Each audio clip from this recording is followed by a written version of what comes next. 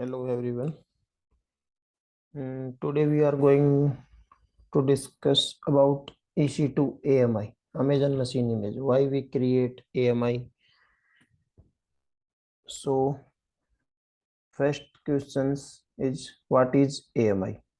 AMI is a Amazon Machine Image. Is supported and maintained image provided by AWS that provide the informations required to launch an instance. So what is AMI? AMI nothing but AMI is a template that contains software configurations to launch an EC2 instance, launch a server.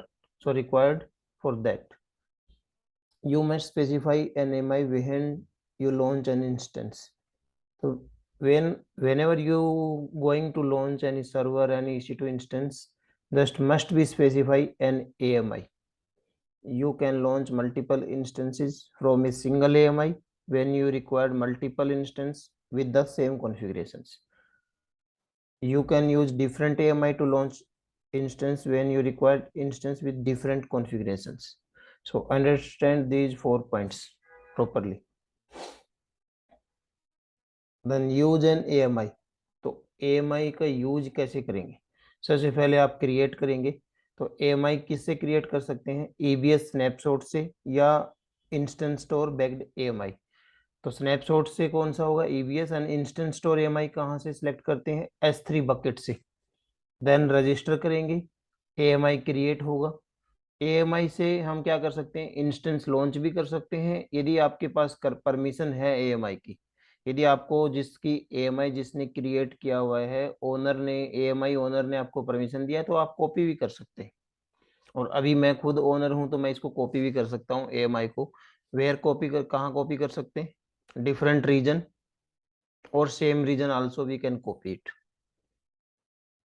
or I can share this AMI with another account also. Or if we don't need, then deregistered it, means delete it. The following diagram summarize the AMI life cycle.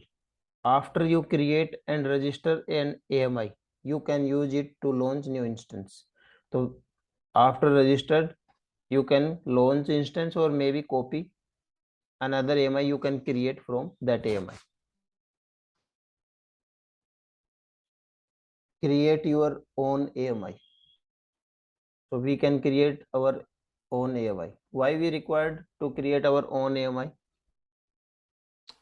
तो आपको ये समझना होगा, जब भी आप AWS से AMI लेते हैं तो उसमें क्या होता है? ऑपरेटिंग सिस्टम से to required any instance when you want to launch EC2 instance, but we need to install our software or maybe our applications. So what we do? First we take one AMI from AWS. Then what we do? Launch a server, then login, then install our software. Then what we do? We create our own AMI, that called customize AMI. But when we created our AMI, customize AMI, then we can create another server. So already whatever we installed software configurations already there. So that's why we are creating our own AMI.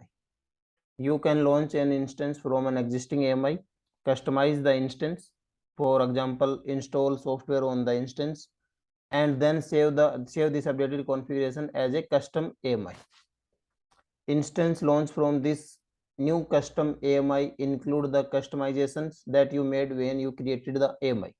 The root storage device of the instance determine the process you follow to create an AMI. The root volume of instance is either Amazon EBS backed store or maybe instance store volume.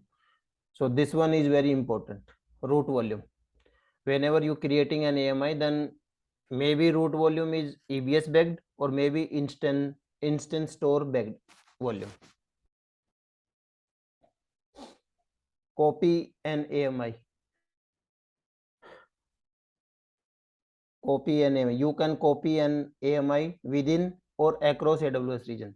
You can copy in same region also and different region also. You can copy both Amazon EBS backed AMI or instance store backed AMI. You can copy AMI with encrypted snapshots and also change encryption status during the copy process. There are no charges for copying AMI. However, standard storage and data transfer rates apply. If you copy an EBS backed AMI, you will incur charges for the storage of any additional EBS snapshots. Cross region copying AMI. Copying AMI across geographically diverse regions provides benefits. So whatever benefits what you're getting, consider global deployment. Copying an AMI from one region to another enables you to launch consistent instance in different regions based on the same AMI. तो आप same AMI से different region में server create कर सकते हैं. Otherwise what we do, first we create one server from AWS AMI, then we log in, then we install our application, then we have to start our work. But we have already customized AMI, then we can copy there in another region and we can launch our new server. Scalability. You can more easily design and build global applications that meet the need of your users regardless of their locations. High availability. You can design and deploy application across AWS region to increase availability. Destination region are limited to 100 concurrent AMI copies. Only 100 copies you can send. Means not you can send. Destination region are receiving only 100 copies. Means I am sending Mumbai to Tokyo, then Tokyo only accepted 100 AMI copies, not more than that. Cross count. You can send that one AMI cross share. You can share also in cross account also. You can share AMI with another AWS account. To copy an AMI that was shared with you from another account, the owner of the source AMI must grant you read permission for the storage that back the AMI, either the associated snapshot for EBS backed or maybe S3 bucket instant store backed AMI. इसका मतलब क्या है कि जब भी आप AMI को share करते हो किसी दूसरे अकाउंट के साथ, तो आपको क्या है कि वहां पे आपको परमिशन देनी होती है कि आप उसको स्टोरेज को रीड करने की परमिशन देते हैं. यदि आपने परमिशन दिया है क्लिक करके, जो हम लैब में देखेंगे, तो उसके लिए आपको क्या करना होगा. यदि आपने परमिशन दिया तभी जिसको आप सेंड कर रहे हैं वो उसकी कॉपी क्रिएट कर सकता है, अदरवाइज कॉपी क्रिएट नहीं कर पाएगा.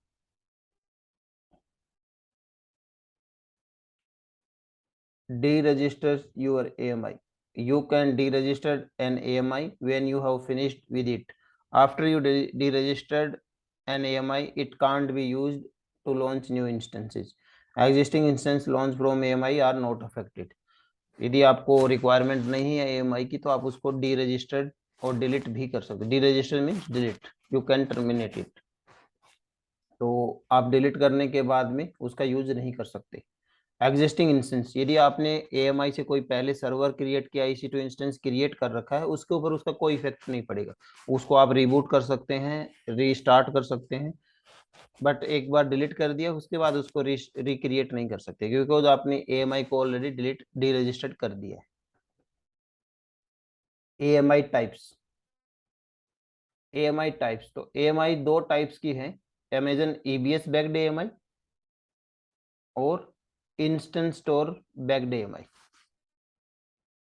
Amazon EBS backed AMI, the root device for an instance launched from the AMI is an Amazon EBS backed volume created from an Amazon EBS snapshots. Or instant store backed AMI, the root device for an instance launched from the AMI is an instant store volume created from a template stored in Amazon S3. That's the different.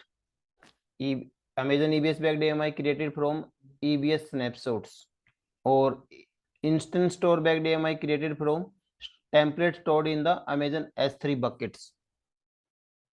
Boot timing also important. Boot time means starting time when you creating one server. Means यदि हम server को EC2 instance अभी create कर रहे हैं, तो उसको how much time to initialise status 2x2, that one boot time. Boot time for instance Amazon backed AMI is usually less than 2 minutes.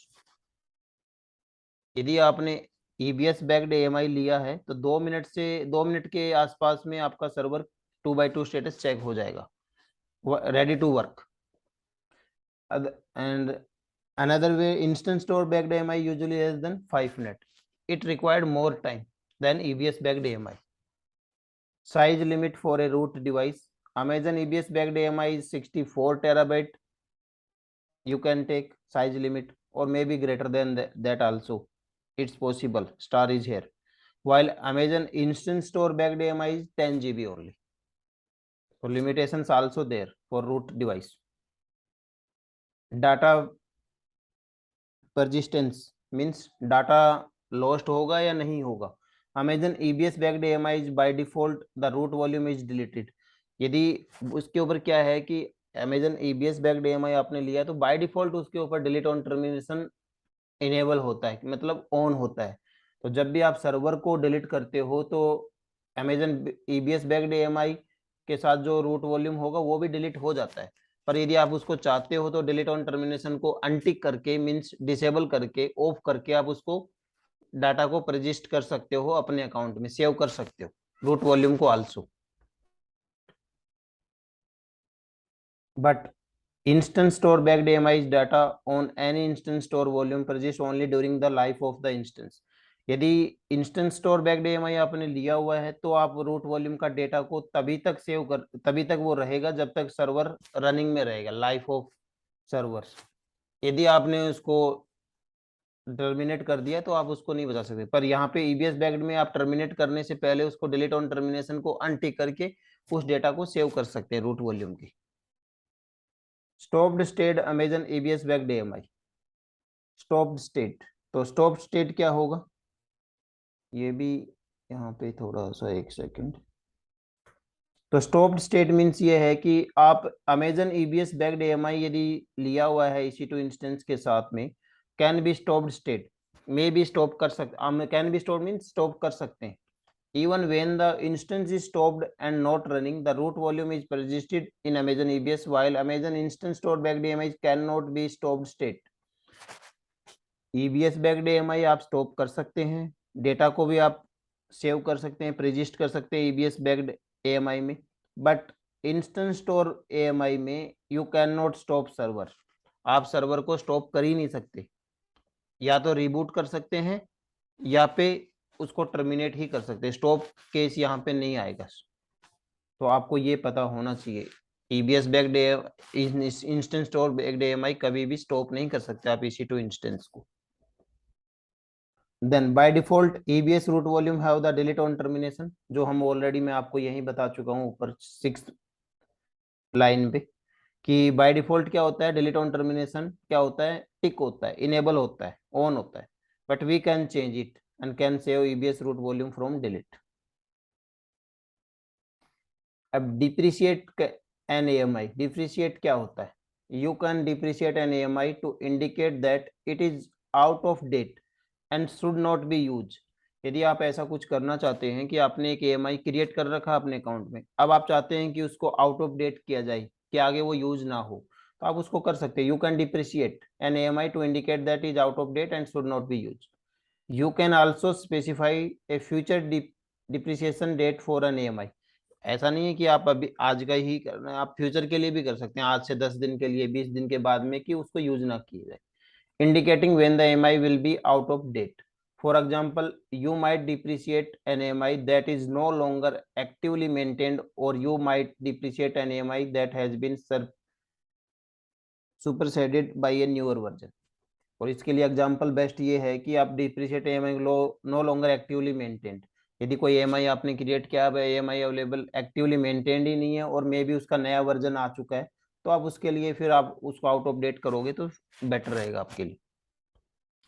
By default depreciated AMI do not appear in AMI listing, preventing new user from using out of date AMI.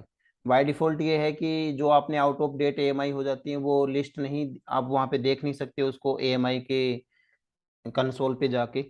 Preventing new user from, क्यों नहीं देख सकते, क्योंकि उसको नए user, जो भी आपने नया यूजर क्रिएट किया होगा उसको वो दिखाई नहीं देगी जो डेटेड आउटडेट हो चुकी है AMI। हाउएवर एग्जिस्टिंग यूजर्स, नए यूजर को दिखाई नहीं देगी, पर जो एग्जिस्टिंग यूजर्स हैं या फिर लॉन्च सर्विस है, जैसे लॉन्च टेम्पलेट आपने क्रिएट किया हुआ उस ईएमआई से, या ऑटो स्केलिंग ग्रुप आप चला रहे हैं, can continue to use deprecated EMI by specifying its ID. यदि उनको एग्जिस्टिंग यूजर्स को आईडी पता है, या फिर वो उनके पास लॉन्च सर्विस जैसे लॉन्च टेम्पलेट ऑटो स्केलिंग करते टाइम हमें रिक्वायरमेंट है, तो उसमें वो उसको यूज कर सकते हैं, उनको दिखाई देगी। when you depreciate an AMI, the AMI is not deleted. Depreciate means out of date हो जाएगा, पर delete नहीं होता है। The AMI owner continue to pay for the AMI snapshots.